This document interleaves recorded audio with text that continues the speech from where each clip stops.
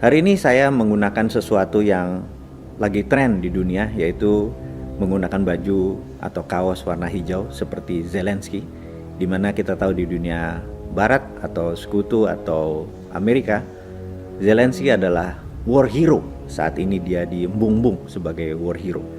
Sementara bagi negara-negara yang sering diacak-acak sama Amerika, seperti negara-negara Timur Tengah seperti negara penghasil fosil oil, itu sangat membenci apapun yang Barat lakukan, sehingga begitu ada seorang yang bernama Putin menyatakan dirinya berperang melawan NATO oleh pihak Timur, dia dianggap war hero atau seorang Marvel, seorang superhero yang akan mengalahkan Thanos. Dan kita tahu Thanos itu adalah Amerika dan sekutunya. Jadi kita mau cerita sedikit mundur. Ada hal yang menurut saya penting untuk sahabat semua tahu, apa itu yang terjadi di dunia ini, atau dengan kata singkatnya adalah who run the world, atau siapa sih sesungguhnya yang menjalankan dunia ini. Yang ada yang menyebutnya New World Order dengan nama-nama lain, dan juga how the world work. Nah, ini saya ada masalah nih kalau urusan bahasa Inggris nih. Bagaimana cara dunia bekerja, how the world work gitu ya. Nah, kita mau menceritakan sedikit bagaimana cara dunia bekerja. Mau nggak mau kita mundur sebentar ke tahun 30-an sampai tahun 40-an. Kalau kita membayangkan diri kita sekarang di tahun 30-an, apa yang Anda bayangkan di pikiran Anda? Misalnya, apakah letak Pulau Jawa bergeser dari sekarang? Atau letak benua Amerika itu bukan di posisi sekarang? Ternyata sahabat, letak geografis dunia itu sejak dari 2000, 3000, 5000, 10.000 tahun yang lalu hingga saat ini, letak geografisnya adalah sama. Lalu apa yang membedakan peta dunia di tahun 20-an, tahun 30-an, tahun 40-an, tahun 50-an dengan sekarang, tahun 2022? Yang berbeda adalah negaranya saat itu belum sebanyak sekarang. Kalau sekarang ada hampir 200 negara. Waktu itu di tahun 30-an, di tahun 20-an, Indonesia itu belum ada. China atau Tiongkok itu belum ada. Arab Saudi belum ada. Irak belum ada, gitu ya. Ada 100 negara belum lahir. Dan karena itu pertanyaannya, peta dunia itu seperti apa, gitu ya. Maka jawabannya sangat sederhana. Peta dunia dulu ditentukan oleh negara-negara kolonialisasi yang mengkoloni. Misalnya di Afrika terbagi, di sini wilayah Belgia, di sini wilayah Spanyol, di sini wilayah Inggris, di sini wilayah Belanda, gitu ya. Kemudian di sisi Asia juga sama. Jadi yang disebut peta dunia berbeda dengan peta dunia sekarang. Peta dunia sekarang berdasarkan negara. Kalau dulu berdasarkan negara yang mengkolonialisasi. Nah, di tahun 30-40 terjadi sebuah fenomena di mana Jerman menyerang Polandia di tahun 1938-39. Itulah yang disebut awal dari Perang Dunia Kedua. Dan kita tahu ada sebuah negara yang sangat ingin Eropa itu rata tanah. Negaranya itu namanya Amerika. Mengapa ingin rata tanah? Saya lompat sebentar di tahun 2022.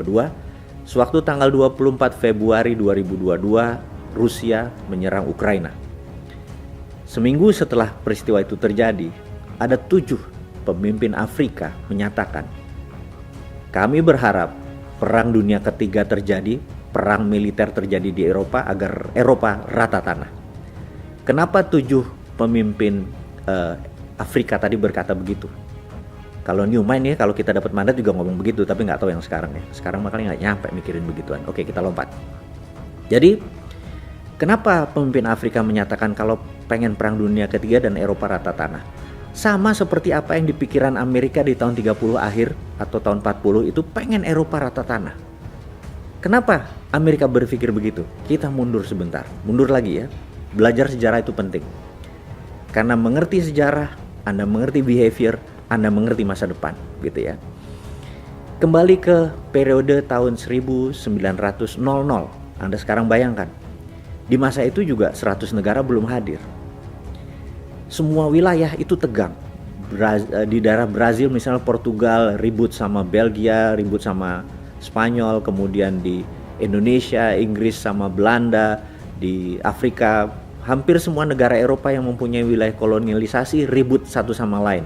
Portugis dengan Spanyol, Spanyol dengan Perancis, Perancis dengan Belanda, Belanda dengan Inggris, dan lain sebagainya, di semua wilayah dengan berbeda-beda friksinya. Nah, intinya tegang. Dan waktu itu Inggris tahun 1900 itu merasa mereka memerlukan namanya junior ally, atau negara yang tidak terlibat dalam konflik-konflik ini, dan terpikirlah sebuah negara junior yang namanya Amerika. Dan di-approach lah tahun 1901, datang delegasi Inggris menawarkan ke parlemen dan pemerintahan Amerika waktu itu untuk menjadi ally, menjadi aliansi, menjadi sekutu Inggris. Kemudian waktu 1902 delegasi Amerika berkunjung ke Inggris, kemudian berkunjung ke Eropa. Dan sahabat semua dimanapun Anda berada, inilah dosa pertama dari Inggris yang membuat dunia saat ini terluka. Ini adalah dosanya Inggris sesungguhnya. Kenapa? Karena sejak delegasi Amerika itu kembali ke Amerika, mereka berkata, mereka rapat, mereka menyadari bahwa di Inggris, di Eropa, senjata itu masih satu-satu, door clack gitu ya, masih satu-satu. Sementara di zaman koboi 30 tahun sebelumnya atau 18 sekian, perang saudara di Amerika, itu sudah pakai revolver. Jadi kalau nembak ceklek door gitu ya. Untuk sekedar mengingat, kalau Anda nonton film The Last Samurai itu, kembaran saya di Tom Cruise itu ya, kan Anda tahu dia terakhir di Samurai itu ditembak dengan brand gitu ya, sudah revolver. Jadi teknologi senjata Amerika itu sudah 30-50 tahun lebih maju dari Eropa. Kemudian kita tahu beberapa tahun kemudian di Festival New York, untuk pertama kali Amerika ada pesawat terbang gitu ya, dan dunia shock sekali, Amerika punya teknologi lebih maju. Kemudian juga kita tahu bahwa ladang minyak terbesar di dunia pada saat itu adalah di Amerika. Amerika punya crude oil, Amerika menghasilkan dari crude oil diproses menjadi kerosin atau minyak bakar. Dan di tahun 1900-an awal itu Rockefeller dengan Shell-nya sudah Rockefeller dengan Stanford, Standard Oil Company itu sudah menciptakan dari kerosin, sudah menciptakan gasolin atau bahan bakar gitu ya untuk kendaraan Ford waktu itu. Nah, teknologi yang lebih maju ini Amerika sadar, kenapa kita mesti jadi junior alainya Inggris, harusnya dia yang jadi junior alainya kita. Anda mulai paham cara berpikirnya Amerika. Karena itu yang diharapkan Amerika adalah Eropa rata tanah. Dan benar, waktu 1914 seorang Duke dari Austro-Hungarian dibunuh di Serbia oleh pemberontak Serbia. Inilah peristiwa pertama Perang Dunia Pertama, dan Amerika di 1914 tidak ikut-ikutan, 1915 ikut, dia 1916 waktu negara makin banyak yang ikut di Perang Dunia Pertama, Amerika nggak ikut-ikutan. Di sisi Amerika cuma satu, dia pengen Eropa rata tanah gitu ya. Nah, singkat cerita, akhirnya U-boatnya Jerman menyerang 3 kapal niaganya Amerika di 1917. Akhirnya Amerika nggak tahan, Amerika masuk. Intinya 1918 Perang Dunia Pertama selesai, Jerman dalam pihak yang kalah dan lain sebagainya. Nah, Amerika balik lagi, tapi ternyata Eropa tidak hancur. Kemudian dalam 15 tahun kita tahu Hitler dan Jerman membangun Jermannya dari nol, dari scratch menjadi negara superpower. Kemudian Jerman mulai menaklukkan Polandia. Sama persis seperti Rusia sekarang mengambil Ukraina, karena merasa punya satu ras gitu ya, satu rumpun.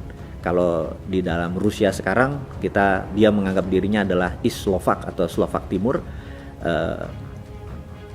Yang namanya Hitler juga beranggapan ini satu ras, Polandia dengan Jerman ini. Dan cerita panjangnya adalah gak lama kemudian perang terjadi di Eropa, dan Inggris Sejak 1938, 39, 40 minta Amerika masuk, tapi Amerika cuman separuh hati, cuman ngarepin hancur lo kayak gitu ya. Nah, tahun 42 baru Amerika masuk, itu pun masih di Normandy, belum kemana-mana, belum perang-perang beneran. Dan pada 1944 di kota kecil di utaranya Boston namanya Bretton Woods, ada conference yang terkenal disebut nama Bretton Woods Conference. Berkumpullah 10 negara Eropa dan Amerika tentunya, dan Amerika yang memimpin conference tersebut berkata kepada delegasi tersebut bahwa Anda semua setuju nggak bahwa kita tidak akan ada perang dunia ketiga lagi ke depannya? Jawaban mereka setuju. Dan untuk tidak ada perang dunia ketiga, maka negara dunia harus dikontrol. Setuju gitu ya. Maka salah satu resolusinya adalah mereka harus mempunyai world currency. Setuju? Mereka semua jawabnya setuju. Dan world currency itu adalah dolar. Semua setuju kecuali delegasi Prancis, dan delegasi Prancis keluar dari ruangan tersebut. Tapi sahabat semua tahu bahwa dalam sebulan kemudian setelah Jerman menyerang Prancis, delegasi Prancis balik dan menandatangani, oke, gue setuju deh. Intinya adalah dolar menjadi world currency. Yang kedua adalah mendirikan World Bank, bank yang untuk mengendalikan peredaran uang di dunia, dan International Monetary Fund atau IMF untuk pelaksanaan lending atau pinjaman. Dan yang menarik adalah untuk sebuah resolusi keluar dari IMF, suara voting itu harus mendapatkan 75% agree baru resolusi IMF keluar. Dan suara hak vote-nya negara Amerika adalah 26%. Singkatnya, kalau seluruh negara setuju itu baru 74%, alias resolusi tidak pernah solid, tidak pernah utuh, kecuali Amerika setuju.